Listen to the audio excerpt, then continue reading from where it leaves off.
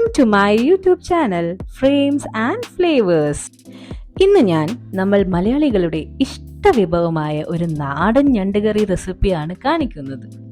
കണ്ടാലോ? വാ, അതിനായി ആവശ്യമുള്ള സാധനങ്ങൾ നോക്കാം.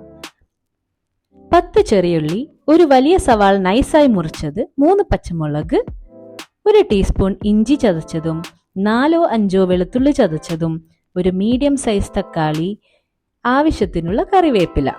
ഞാനിവിടെ 3/4 കിലോ ഞണ്ട് ക്ലീൻ ചെയ്ത് വെച്ചിട്ടുണ്ട്. പിന്നെ നമുക്ക് ആവശ്യമായിട്ടുള്ളതാണ് തേങ്ങാപ്പാൽ. 3/4 കപ്പ് മുതൽ 1 കപ്പ് വരെ തേങ്ങാപ്പാൽ ഉപയോഗിക്കാം. അടുപ്പത്തൊരു കടായി വെച്ച് ചൂടായതിനു ശേഷം 3 ടേബിൾ സ്പൂൺ വെളിച്ചെണ്ണ ഒഴിക്കുക. വെളിച്ചെണ്ണ ചൂടാവുമ്പോൾ അതിലേക്ക് 1 ടീസ്പൂൺ കടുക് ഇട്ട് അതൊന്ന് പൊട്ടിച്ചെടുക്കാം. കടുക് പൊട്ടിയിട്ടുണ്ട്. ഇതിലേക്ക് 1/4 ടീസ്പൂൺ ഉലുവ ഇടാം. ഉലുവയൊന്ന് ചൂടായി വന്നതിന് ശേഷം ഇതിലേക്ക് ചെറിയ ഉള്ളിയും സവാളയും ചേർക്കുക. നല്ലപോലെ ഉള്ളി ഒന്ന് നമുക്ക് വഴറ്റിയെടുക്കാം. ഉലുവ ചേർത്തത് തികച്ചും ഓപ്ഷണലാണ്, നിങ്ങൾക്കത് വേണ്ടെങ്കിൽ ഒഴിവാക്കാവുന്നതാണ്.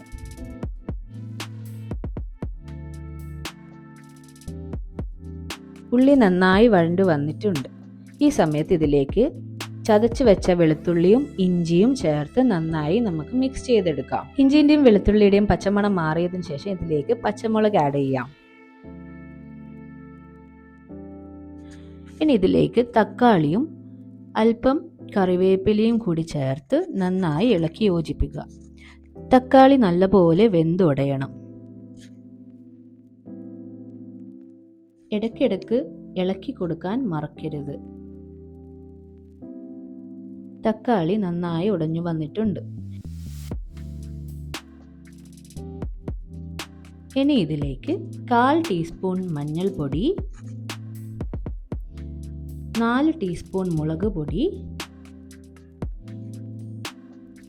2 ടീസ്പൂൺ മല്ലിപ്പൊടി ചേർത്ത് നല്ലതുപോലെ ഇളക്കുക. പൊടികൾ ചേർക്കുമ്പോൾ തീ ലോ ഫ്ലെയിമിൽ വെക്കുന്നതാണ് എപ്പോഴും നല്ലത്. മുളക് പൊടി നിങ്ങളുടെ എരിവിനനുസരിച്ച് കൂട്ടുകയോ കുറയ്ക്കുകയോ ചെയ്യാവുന്നതാണ്. അല്പം ഉപ്പ് കൂടി ചേർത്ത് നല്ലപോലെ വഴറ്റിയെടുക്കാം. പൊടികളുടെ പച്ചമണം മാറുന്നത് വരെ ഒന്ന് വഴറ്റിയെടുക്കാം. പൊടികളുടെ പച്ചമണമെല്ലാം നന്നായി മാറിയിട്ടുണ്ട്. ഈ സമയത്ത് നമ്മളുടെ താരത്തെ ഇതിലേക്ക് ഇടാം. ഞണ്ടെല്ലാം നല്ലതുപോലെ ആ മസാലയിൽ മിക്സ് ചെയ്ത് എടുക്കേണ്ടതാണ്. പ്രത്യേകം ഒരു കാര്യം ശ്രദ്ധിക്കേണ്ടതാണ്. ഞണ്ട് ഇളക്കുമ്പോൾ നോൺ സ്റ്റിക്ക് ആണെങ്കിൽ ശ്രദ്ധിച്ചിളക്കുക, അല്ലെങ്കിൽ കല വീഴാൻ ചാൻസ് ഉണ്ട്. നോൺ സ്റ്റിക്കിന് പകരം ചട്ടി ഉപയോഗിക്കാവുന്നതാണ്. കൂടുതൽ രുചി കൂടും. നല്ലപോലെ മസാല പിടിച്ചിട്ടുണ്ട്. ഇനി ഇത് നമുക്ക് അടച്ചു വെച്ച് വേവിച്ചെടുക്കാം. ഇടയ്ക്ക് ഒന്ന് മൂടി തുറന്ന് ഇളക്കി കൊടുക്കേണ്ടതാണ്.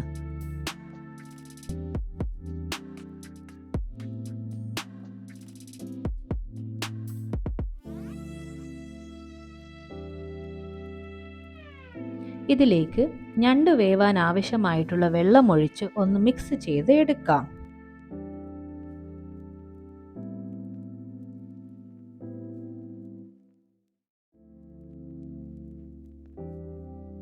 അടച്ചു വെച്ച് വേവിച്ചെടുക്കാം.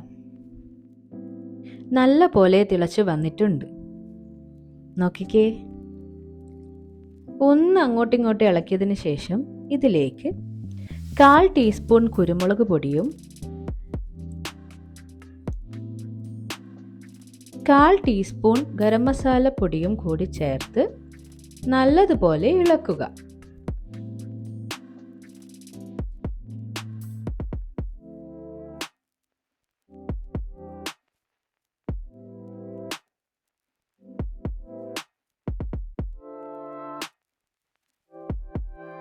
ഒരു ഉള്ളിക്കുട്ടൻ അവിടെ സ്വിമ്മിംഗ് പൂളിലേക്ക് ഇപ്പ ചാടും എന്ന് പറഞ്ഞ് നിൽക്കുന്നുണ്ട്.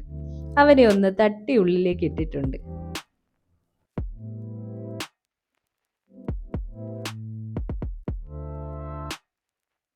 അത്യാവശ്യം ഒന്ന് കുറുകിയതിനു ശേഷം ഇതിലേക്ക് തേങ്ങാപ്പാൽ ആഡ് ചെയ്യാം. ഞാനിപ്പോൾ ഇവിടെ 3/4 കപ്പ് തേങ്ങാപ്പാലാണ് ഉപയോഗിച്ചിട്ടുള്ളത്. ഇനി ഇവൻ അതിൽ കിടന്നൊന്ന് കുറുകട്ടെ, എന്നിട്ട് വരാം.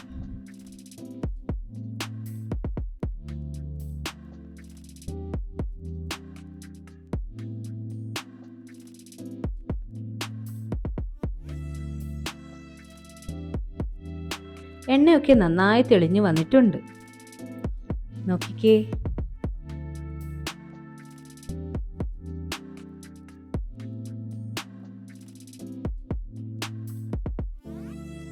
ഈ സമയത്ത് നമുക്ക് അല്പം കറിവേപ്പില കൂടി ചേർത്ത് ഇതങ്ങ് ക്ലോസ് ചെയ്യാം. ഒരു 10 മിനിറ്റ് അങ്ങ് അടച്ചു വെച്ചേക്കണം. നല്ല കപ്പയുടെയോ ചക്കപ്പുഴുക്കിൻ്റെയോ കുത്തിരിച്ചോറിൻ്റെയോ കൂടെ കഴിക്കാവുന്നതാണ്. എല്ലാവരും ഉണ്ടാക്കി നോക്കിയിട്ട് അഭിപ്രായം കമന്റ് ബോക്സിൽ ഇടണേ. വളരെ ഈസി ആൻഡ് രുചികരമായിട്ടുള്ളൊരു വിഭവമാണ്. അപ്പോൾ അടുത്ത വീഡിയോയിൽ കാണുന്നത് വരെ വണക്കം.